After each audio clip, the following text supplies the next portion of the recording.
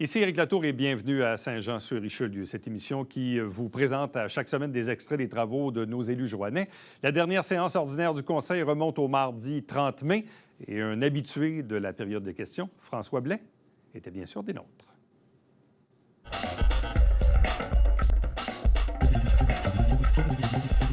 14.1.2 DDM-2023-0070 un immeuble situé au 135-141 boulevard du Séminaire Nord dans le but d'autoriser l'agrandissement du bâtiment principal. » Madame la mairesse, je propose que soit acceptée la demande de dérogation mineure à l'égard de l'immeuble situé au 135-141 boulevard du Séminaire Nord à l'effet d'autoriser l'agrandissement du bâtiment principal pouvant empiéter jusqu'à 2,12 mètres dans la marge avant secondaire minimale prescrite à 6 mètres et d'autoriser la construction d'un perron pouvant empiéter jusqu'à 3,98 mètres dans la marge avant secondaire minimale prescrite à 6 mètres.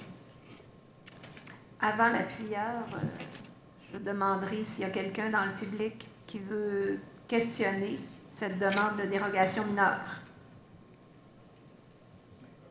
Appuyeur. Je vais appuyer Patricia Poisson. Monsieur Bliss, ça se trouve être l'école Joséphine Dandurand. Merci, Madame Poisson. Puis merci pour la précision. 14.2. Études et décisions relatives à diverses demandes d'usage conditionnel. 14.2.1. UC-2023-0068. Un immeuble situé au 75 rue Rita qui aurait bu d'autoriser l'agrandissement du bâtiment principal. Oui, Madame Charbonneau. Je propose que soit acceptée telle que soumise la demande d'usage conditionnel déposée à l'égard de l'immeuble constitué du lot 3 267 485 du cadastre du Québec et situé au 75 rue Rita. Que soit en conséquence autorisé à cet endroit les travaux d'agrandissement du bâtiment principal pour y aménager un logement intergénérationnel. Avant de prendre un appuyeur, est-ce que quelqu'un veut questionner cet usage conditionnel? Appuyeur. J'appuie. Patricia? Madame Oui, Poisson? Madame Poisson. Parfait. Merci, Madame Poisson. 14.2.2 UC-2023-0047 immeuble situé au 1103 rue Henri Laflamme qui consiste à autoriser l'agrandissement du bâtiment principal.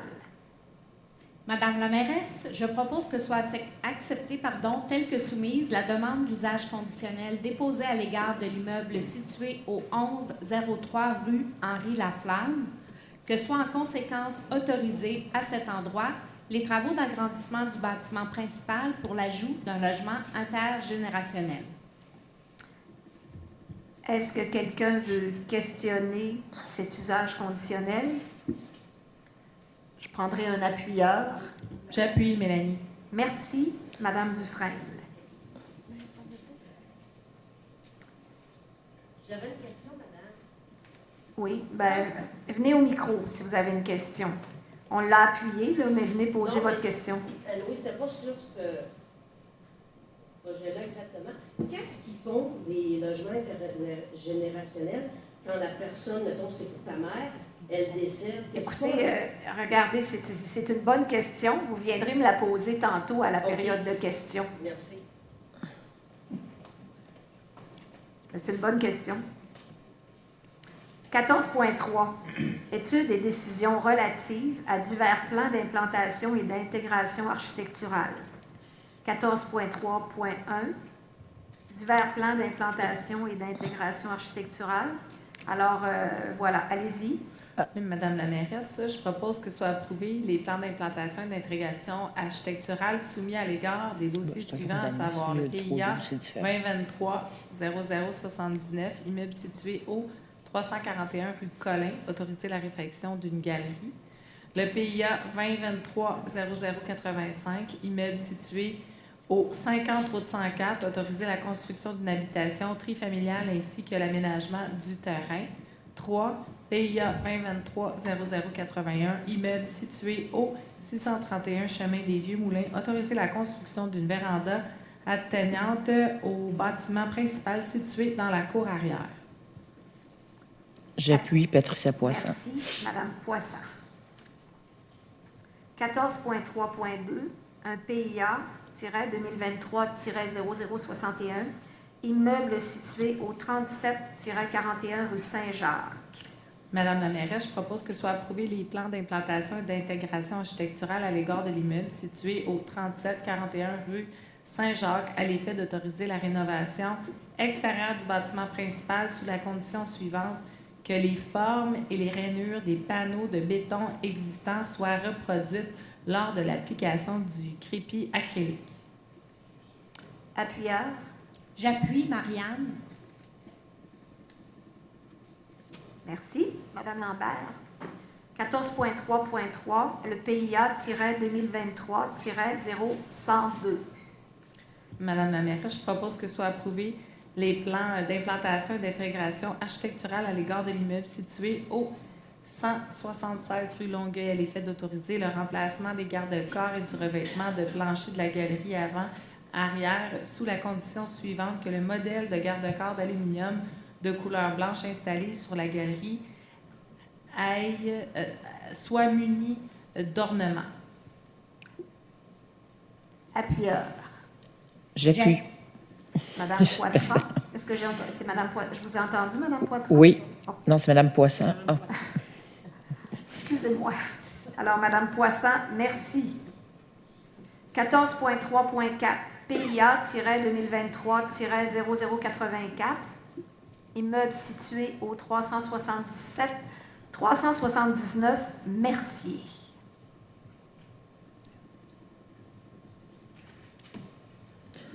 Madame la mairesse, je propose que soient approuvés les plans d'implantation et d'intégration architecturale à l'égard de l'immeuble situé au 377 et 379 rue Mercier, à l'effet d'autoriser le remplacement de revêtements extérieurs de la toiture en bardeaux d'asphalte du toit, recouvrant la galerie située sur la façade arrière du bâtiment principal par le même type de revêtement.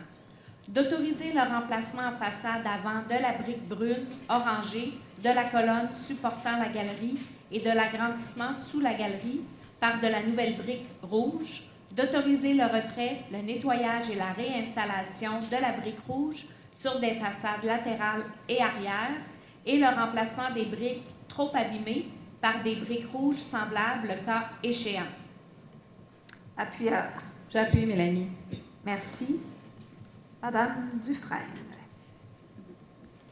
14.9, adoption des PPC-MOI suivants. Le PPC-MOI-2023-0077. Oui, Madame la mairesse.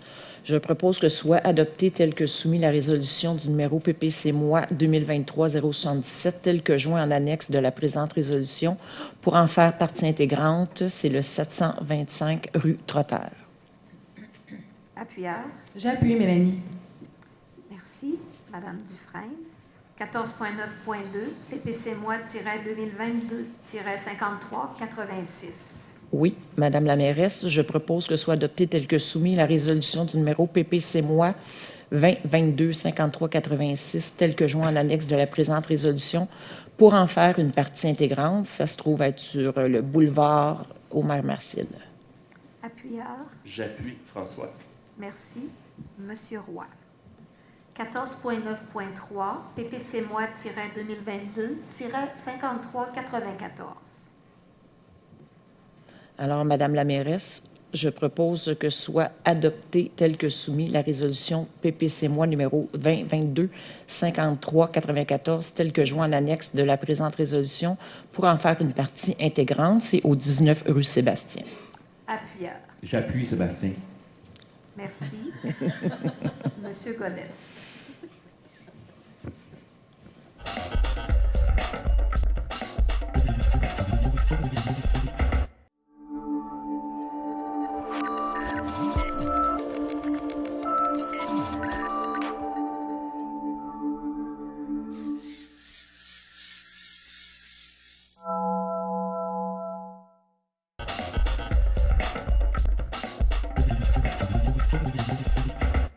Monsieur Blais.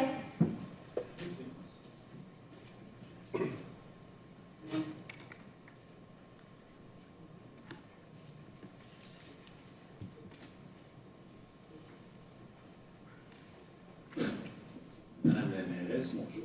Bonsoir. Oui, bonsoir. Le point 7.2, le taux d'intérêt sur les obligations qui ont été mises est de combien? Puis à quel endroit qu'on peut s'en procurer? À contribuer au fond? Est-ce que j'ai cette réponse-là, moi? Si je ne me trompe pas, là, mais je vais vérifier, je ne pense pas que le taux est indiqué parce qu'on fait affaire avec le gouvernement provincial, si je ne m'abuse. Donc, c'est tout regroupé ensemble. C'est pour ça que le taux va être donné, là, mais je vais aller vérifier. Mais ce n'est pas une obligation qu'un citoyen pourra acheter. Je crois que oui. Donc, le taux d'intérêt, il doit être fixé quelque part, c'est un coupon. OK, la prochaine. Je vais vous le donner, le taux d'intérêt, la prochaine fois. On va vous donner aussi la façon de s'en procurer. 9.1. Pourquoi qu'on cède l'édifice, mais on n'a pas fait un bail amphithéotique à la place? Il faut que je réponde. Donc, c'est une modification qui va être faite actuellement. C'est un bail amphithéotique qui a été fait. Donc, c'est la formule qui avait été retenue, ce qui assure justement que l'immeuble peut servir pour les fins pour lesquelles il doit servir. Puis, ça assure aussi qu'il peut revenir à la ville. Donc, ça fait comme une manière de garder un contrôle, un peu comme la clause de rétrocession. C'est que pour compléter le projet, il y a un besoin de financement. Et l'organisme n'est pas en mesure d'aller chercher le financement parce qu'elle n'est pas propriétaire de l'immeuble. Il y a simplement le bail amphithéotique. Excellent. La question qui a été posée, 9.4, est quand même intéressante par M. Pétrin. On a des difficultés à avoir des plateaux sportifs. Des plateaux sportifs. Moi, j'imagine que dans 10 ans, outre qu'on paye qu'on est des bons locataires, mais on va être peut-être en pénurie de logement, puis peut-être que le propriétaire va vouloir faire une autre allocation de cet espace-là, puis mettre ça à terre, puis faire des immeubles à revenus. C'est pas possible. C'est pas possible avec le zonage actuel, on l'a changé. Il y a 10 ans, on s'entend-tu? Puis il pourrait faire une demande, puis on peut changer le zonage. Dans 10 ans, je vais être mort, puis vous allez peut-être Lui, il va jouer de la pétanque. Non, mais vous comprenez, c'est qu'on ne se donne pas beaucoup de marge de manœuvre pour créer des plateaux sportifs pour le futur. Puis il n'y a pas de projet d'un carton pour en avoir non plus. Donc, tu sais, c'est sûr qu'on dit, on est des bons payeurs, il n'y a pas de raison pourquoi qu'on ne devrait pas, il ne va pas nous renouveler, mais dans 10 ans, c'est loin. Puis on ne prévoit pas de nouveaux plateaux. Mais ça, c'est un commentaire. Mais je peux-tu vous répondre à votre commentaire? Ça me Vas-y, M. Meunier. On pourrait aussi avoir aucun joueur de pétanque qui se présente et qui est contractuellement avec ce locataire-là. Absolument. Fait que si on avait signé pour 20 ans, ça coûterait encore pas mal plus cher pour un lieu qui n'est pas utilisé. Ce que je veux dire, c'est que quand on signe un contrat, il y a deux parties, mais on prend un risque. Ça fait partie des risques qu'on a pris. Puis les améliorations locatives vont pas coûter tellement cher. Fait qu'au final, on a quand même un espace qu'on n'a pas dû construire de A à Z pour des utilisateurs qui ont un besoin particulier. Donc, pour moi, c'est une bonne nouvelle pour les citoyens de Saint-Jean. C'est cool. Moi, Mme la mairesse, j'aimerais ça quand les conseillers enregistrent une dissidence dans le but d'aider à comprendre pourquoi que les gens enregistrent cette dissidence. Au moins qu'ils donnent une explication. Ça n'a pas besoin d'être toute la théorie qui s'est passée en plénier, mais qui explique le pourquoi on est en mesure de comprendre pourquoi un conseil municipal enregistrait une dissidence. Parfait. Point 14.3.3. Moi, personnellement, là, je veux bien, là, on a des vieilles maisons là, dans des secteurs patrimoniaux, là, mais quand on fait suivre les citoyens pour y faire faire des petits ornements, ça va coûter 500-600$ de plus pour avoir ces rampes. Mettons qu'on n'est pas conciliant, là, je dirais un commentaire peut-être grivois, là, mais on encule des mouches en maudit. Bien, je pourrais intervenir à ce niveau-là, M. Blais. Surtout que vous êtes sur le CCU aussi. Oui, puis ça a été une discussion. Puis moi-même, être propriétaire d'un immeuble là-bas, je le fais moi-même, puis ça ne coûte pas plus cher. C'est en aluminium. La seule chose, c'est que ça donne un look plus vieillot, puis ça donne un look plus Vous avez qu'est-ce qui dit était pour auparavant. vrai que ça ne coûte pas plus cher. Ça coûte pas beaucoup. Non, en aluminium avec le jeu, non, c'est pas beaucoup plus cher. Mais ça coûte plus cher. Ce qu'on demande au PIA, c'est en fer forgé. C'est ce qui est recommandé au PIA ou en bois. En bois, il y a beaucoup de personnes qui ont des logements à revenus, qu'il y a beaucoup de maintenance qui est reliée à ça. Donc, le juste milieu, c'était l'aluminium avec des ornements pour respecter un peu le look d'ancien temps. De fer forgé. Monsieur Blais, je vais vous en permettre une dernière parce qu'on vous a répondu, Monsieur Meunier vous a répondu, Madame Dufresne vous a répondu, là. Je vous en permets une dernière. C'est la générosité même ce soir. Écoute, je ne me possède plus. on ne demande pas tant. Non, mais le point 14.12, est-ce qu'il faut que je fasse une demande d'accès à l'information pour avoir tous les détails ou sur le site du Centre des services scolaires, on a toute l'information ou l'information les demandes qui ont été transmises à la ville, il faut que j'en fasse une demande d'accès à l'information. Par demande d'accès à l'information pour la ville, oui.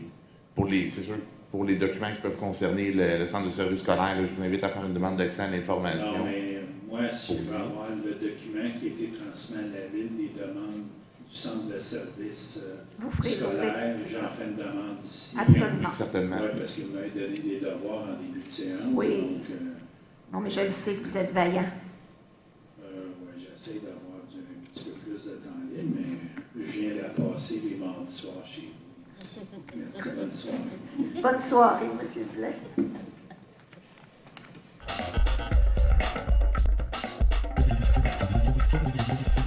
Monsieur Meunier. Oui, on va commencer.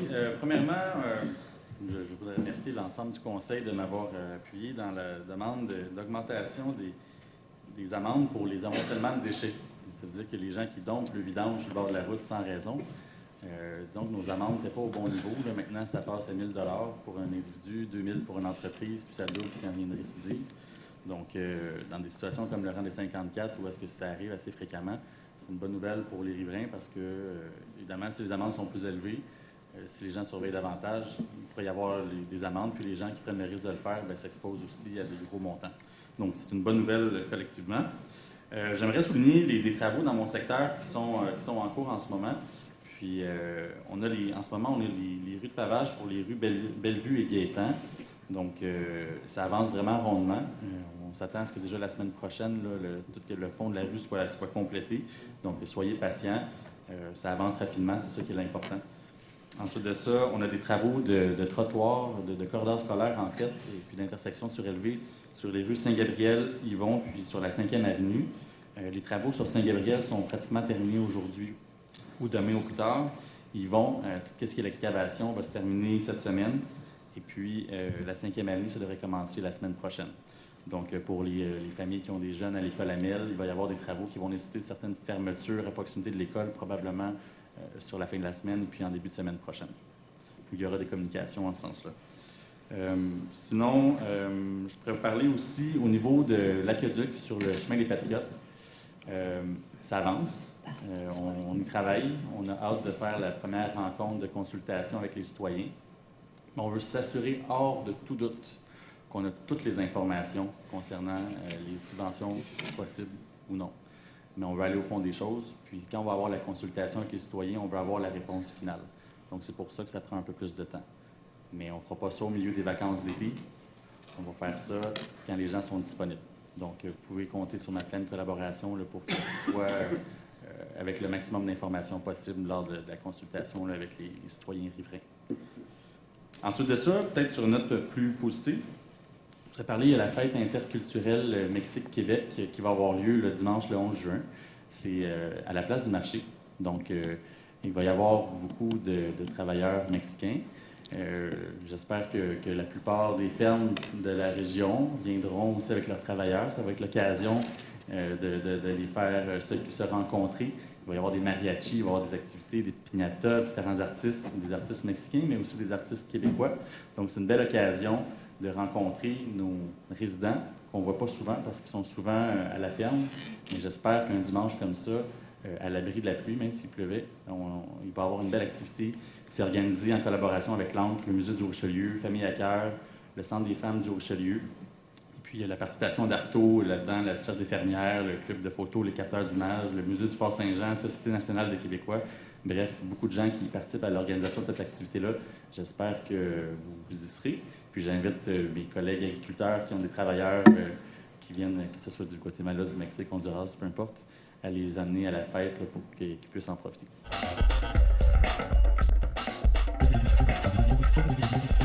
Monsieur Godet. Merci, Madame la mairesse. Tout d'abord, je voudrais féliciter puis remercier les 75 bénévoles qui étaient présents samedi dernier à l'aéroport pour l'activité Jeunes en vol. L'activité a attiré 260 participants. On parle de jeunes qui étaient à leur premier vol en aéronef. Ça a mis en valeur notre aéroport. Ça a fait parler de nous. Il y a d'ailleurs eu un reportage à TVA avec le responsable de l'organisation, M. Jean Gosselin. Donc, je tiens à le féliciter et à le remercier pour cette initiative-là. D'ailleurs, c'est une activité auquel la Ville de Saint-Jean a contribué. Donc, merci, chers collègues, d'avoir appuyé cet investissement-là dans nos jeunes. Plusieurs travaux sont à venir dans la Ville de Saint-Jean dans les prochaines semaines. Des travaux majeurs qui ont un impact particulièrement dans mon district. Là. On est en train de travailler sur la rue Vanier. Il va y avoir des travaux sur le boulevard du Séminaire. Il va y avoir des travaux également sur la rue Saint-Jacques là, pour le nouveau collecteur. Écoutez, d'abord et avant tout, on tient à s'excuser pour les entraves qu'il va y avoir dans le réseau routier, mais en même temps, c'était des travaux qui étaient importants et nécessaires. C'est des travaux pour lesquels il y a eu plusieurs années d'attente et là, on est maintenant rendu à faire ces travaux-là. Donc, je sais qu'il va y avoir des impacts au niveau de la circulation, on s'en excuse, mais on a tenté du mieux qu'on pouvait d'informer la population en avance avec des rencontres médias, avec des publications sur les réseaux sociaux, avec de l'information transmise aux citoyens. Donc, on s'entend qu'on va avoir probablement un été un petit peu plus difficile qu'à la normale, mais en même temps, au bout de la ligne, c'est pour améliorer les services qu'on fait ça. Donc, en ce sens-là, je tiens à m'en excuser, mais c'est un mal nécessaire dans notre ville qui a besoin d'amour, comme vous le savez. Particulièrement dans le quartier Saint-Lucien, on va refaire aussi les rues Leblanc et Frenette. Donc ça, c'est une excellente nouvelle.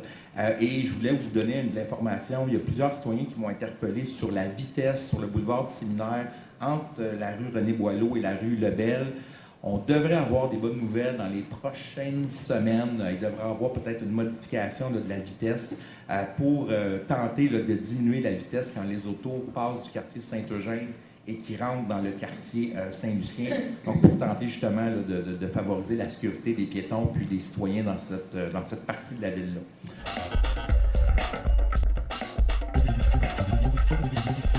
Madame Poisson. Merci, Madame la mairesse. Alors, moi, je n'ai qu'un petit point ce soir. Je veux vous informer que c'est la 27e édition de la Semaine québécoise des personnes handicapées. Elle se déroule chaque année du 1er au 7 juin. Cette année, la porte-parole est Rosalie Taillefer-Simard, une jeune où les parents sont bien connus, Marie-Josée Taillefer et René Simard. Et l'ambassadeur, c'est Luca Pituelli, qui alias Lazilegs. Je vous invite à aller voir sur le net ses performances, ses prouesses qu'il fait. C'est assez impressionnant.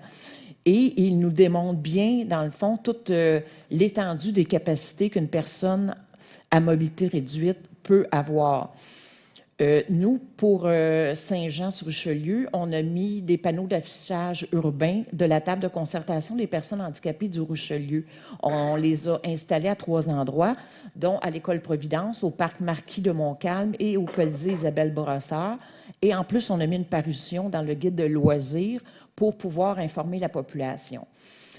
Juste une information comme ça, il y a plus de 1 million de personnes qui ont une incapacité au Québec, ce qui représente 16 % de la population et qui ont 15 ans et plus. Juste à Saint-Jean-sur-Richelieu, c'est plus de 15 000 personnes de 15 ans et plus qui ont une incapacité. Excusez-moi.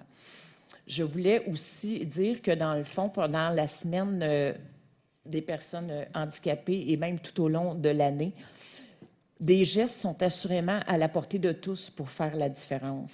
Alors, on peut très bien, nous, OK, faire notre part pour rendre, dans le fond, un monde plus inclusif pour ces personnes handicapées-là. Des fois, c'est de tenir une porte, c'est de moins réagir quand on a un enfant TSA qui réagit dans un magasin. Je pense qu'au lieu de juger, bien, on devrait simplement comprendre la situation. Puis dans la semaine des personnes handicapées, bien, on travaille très fort pour trouver des obstacles et après ça, les mettre dans notre plan d'action pour le mettre en œuvre, pour les éliminer. Plus on les élimine, bien, plus que ces gens-là peuvent avoir une vie plus normale. Nous, c'est sûr, quand on parle ou que les gens peuvent faire leur part, quand on parle dans le logement accessible, on parle des commerçants, des restaurants, et tout ça, c'est d'aider, d'avoir le livreur qui va venir porter ta commande à l'auto, l'emballeur qui va être là. Si tu as des béquilles, bien, tu ne peux pas faire ça, tu as besoin d'aide. Et nous, à la Ville de Saint-Jean-sur-Richelieu, je veux préciser qu'on travaille très fort à chaque année pour tous les lieux récréatifs. Quand on regarde la piscine au centre Claude-Raymond, on a des lève-personnes pour les aider. Nos parcs, chaque parc maintenant qui est fait, les bancs, le mobilier, les bancs, les tables de pique-nique et tout ça va être pensé pour l'accessibilité. Nos balançoires pour les enfants, notre bibliothèque, le transport, tous nos autobus se descendent pour les personnes handicapées. Alors, on est là pour les aider. Puis je veux juste souligner très fort le travail de 3 personnes qui travaillent à la Ville de Saint-Jean. Là-dessus, c'est Pascal Contant, qui est notre conseillère à l'accessibilité et au développement communautaire au service de la culture et développement social et du loisir. Cette madame-là travaille très fort chaque année pour arriver au bâtiment et dire « il faut que ça soit accessible ». Tant qu'on arrive aux travaux publics, il faut que ça soit accessible. C'est un petit peu la personne qui surveille le tout pour que tout se passe bien. J'aimerais également souligner Ève Fréchette, la chef de division de vie citoyenne et associative, qui travaille très fort, et notre directrice Caroline Roy, la directrice adjointe, qui, je vous dis, met vraiment l'épaule à la roue pour que l'accessibilité dans la Ville de Saint-Jean, bien, on en ait partout.